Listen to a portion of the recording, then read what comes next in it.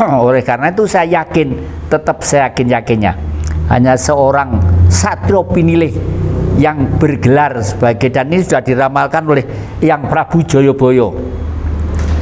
Ramalan Yang Prabu Joyoboyo itu adalah yang benar itu di pagelaran Wayang Purwo, ya.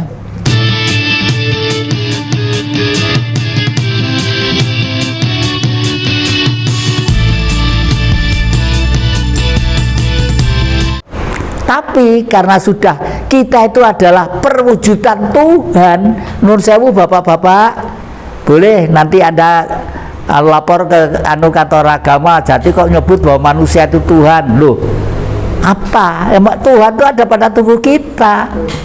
Kalau Allah tuh seru sekali alam, ya matahari, ya bulan, ya bintang-bintang, ya air yang membungkus samudra ini, itu Allah.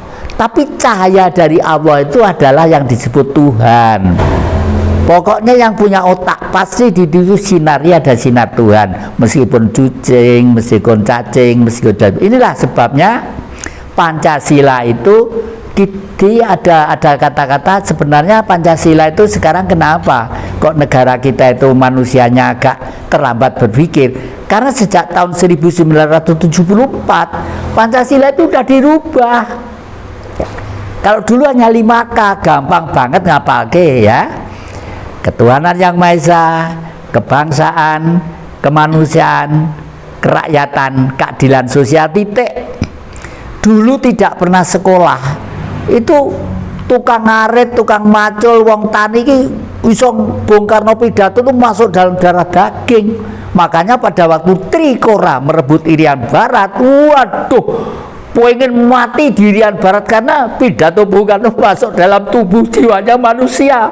Setelah tahun 74 atas usul Amerika, Pancasila dirubah menjadi P4. Sing rubah 2 profesor. Ini yang dengarkan kan profesor semua itu, ya. Profesor Daud Yusuf dan Profesor Nugroho Susanto itu tentara. Dirubah jadi apa?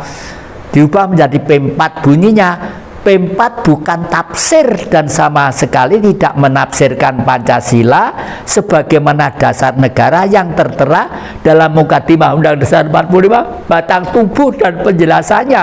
Kelihatannya enak, tapi sudah ngakui bahwa itu bukan Pancasila. Oleh karena itu Pancasila yang 5K tadi dirubah, Amerika usul. Kebangsaan itu jangan nomor 2, harus nomor 3. Karena kita sekolah, kita nyambut gawe, kita nyangkul, kita gini, kita gini. Tujuannya kan untuk kemanusiaan. Kelihatannya benar. Tapi kapitalis tidak melihat isinya kitab suci. Kitab suci itu, seluruh kitab suci mengatakan bahwa hai manusia, engkau kuciptakan berlainan untuk saling mengenal. Bagi saya Adam itu ada 5. Adam kulit hitam diberi benua namanya Afrika. Adam kulit keriting diberi benua namanya Australia. Adam kulit kuning diberi daratan namanya Mongol sama daratan Cina. Adam kulit putih Anglo-Saxon diberi benua namanya Eropa. Lah Indonesia Adam apa? Indonesia itu Adamnya Adam. Karena Indonesia itu antar kecamatan aja harus naik perahu. Iya, kalau di Eropa ke negeri lain melompat pagar iso karena daratan, ya toh.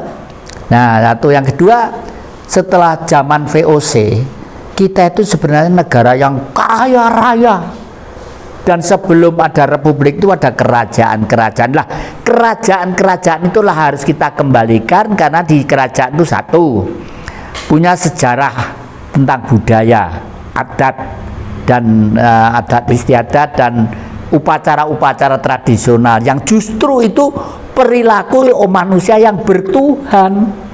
Orang ngebong dupo, orang selamatan, orang buat tumpeng tuh perilaku orang bertuhan. Kalau agama kan cuma ngomong saja, ngomong ceramah ngarong tidur ke sana lah, kegala-galannya di situ. Jadi kalau sila pertama sudah gagal, ya sila kelima tidak mungkin ada. Oleh karena itu saya yakin, tetap saya yakinnya hanya seorang Satrio Pinilih yang bergelar sebagai, dan ini sudah diramalkan oleh Yang Prabu Joyoboyo. Ramalan Yang Prabu Joyoboyo itu adalah yang benar itu di pagelaran Wayang Purwo, ya. Jadi Wayang Purwo, bolo dewa itu apa? Bolo itu konco, dewa itu gaib atau dev, ya. Lalu bolo dewa hidup di negeri ini, di Pulau Jawa dan Nusantara ini. Mulai beliau lahir mengikuti lahirnya Parikesit. Parikesit itu anaknya Herjuno, cucunya Herjuno. Herjuno itu punya anak namanya Abimanyu. Abimanyu punya anak namanya Parikesit. Nah, Herjuna itu apa? Ya Gunung Arjuna ini. Kalau kita melihat Wayang Purwo, di sini ada gunungan, ya, ada gunungan gini. Itu di sana Buto 2, pasti itu. Itu apa? Itu ya Gunung Arjuna ini. Buto 2-nya di bawah sana masih utuh. Masih utuh. Itu kerajaan 100 tahun sebelum Masehi. Negaranya disebut Hestina. Nah, kakek di Sumber Nagan ini adalah pengen memulai lagi jejak-jejak dari beliau, karena di sini tuh ada tempat sakral 500 meter di sebelah kanan sana ada tempat moksanya yang Prabu Joyoboyo, ya. Itu dinamakan Biru. Kenapa dinamakan Biru? Karena sebenarnya di situ ada sumber yang kira-kira garis tengahnya 5 meter. Itu punya keistimewaan. Ada 2 sumber. Yang satu sumber dari timur, dari gunung gunung mana itu, Merapi ya sana itu ya. Semeru. Oh, Semeru, dari Gunung Semeru. Yang sebelah timur sumber kanan, kiri, sebelah barat itu dari Gunung Arjuno. Nah, kalau orang Jawa percaya itu namanya kali tempur. Energinya di situ. Dulu kalau orang upacara di situ selamatan dari Jakarta, dari Bali, dari luar pun sering selamatan. Yang diundang siapa? Orang tetangga-tetangga itu diundang selamatan. Ya, didongani. Nah, itulah bahwa orang yang tidak paham tentang Tuhan, ya. Jadi perilaku-perilaku adat istiadat itu Tuhan. Saya itu salut dengan saudara-saudara dari daratan utara Cina. Di Cina itu kalau masuk dalam satu wilayah yang lain, entah ke Amerika, entah ke Indonesia, entah ke Australia, apa yang didirikan pertama kali? Tempat untuk sembahyang. Kalau gede namanya kelenteng, kalau kecil-kecilan ya mungkin di ruang tertutup khusus lah. Siapa yang disujudi? Leluhur. Betul.